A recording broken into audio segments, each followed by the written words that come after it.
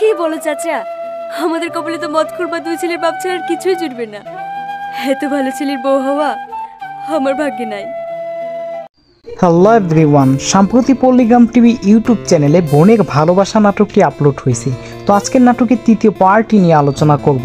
তো নাটকটিতে কেন্দ্রীয় চরিত্র রয়েছে টনি এবং রীতি। তো চলেন শুরু করা যাক। তো সম্প্রতি দেখা যায় রীতি একটি গাড়িতে ডাব বিক্রি করত এবং সেখানে টনি একটি ডাব কিনতে আসে। পরক্ষণে তার দিকে চেয়ে থাকলে রীতি অনেক রাগান্বিত হয়ে বলে, কি চেয়ে চেয়ে দেখছেন।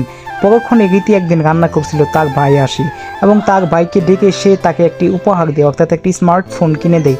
এতে তার ভাই অনেক খুশি হয়। কিন্তু টনি একদিন ডাব খেয়ে রীতিকে পছন্দ করে ফেলে। পরক্ষণে তাদের বাড়িতে আসে বিয়ের প্রস্তাব নিয়ে, কিন্তু রীতি তৎক্ষণাৎ না করে দেয় এবং পরক্ষণে তারা চলে যায়। টনি যখন গাড়ির চাবিটি নিতে আসবে, কেননা গাড়ির চাবিটি ফেলে রেখেছিল, তখনই শুনতে পাই তার ভাইটি কী করবে, সে যদি বাড়ি থেকে চলে যায়, এই জন্য বিয়েতে রাজি হয়নি।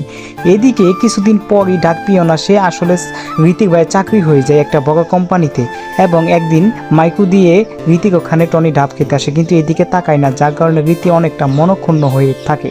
পরক্ষণেই শাহিন অর্থাৎ রীতির ভাই একদিন বিয়ে করে আনে এবং বিয়ে করে আনার পর যত অশান্তি শুরু হয়। এদিকে রীতির ভাই বোনের সম্পর্কটা খারাপ হতে থাকে, কেননা শাহিন যখনই মাসের মাইনেটা তার বোনের হাতে তুলে দিবে, তখনই সালমা এসে কেড়ে নেয় এবং তাদের মধ্যে ঝগড়া লেগে যায়।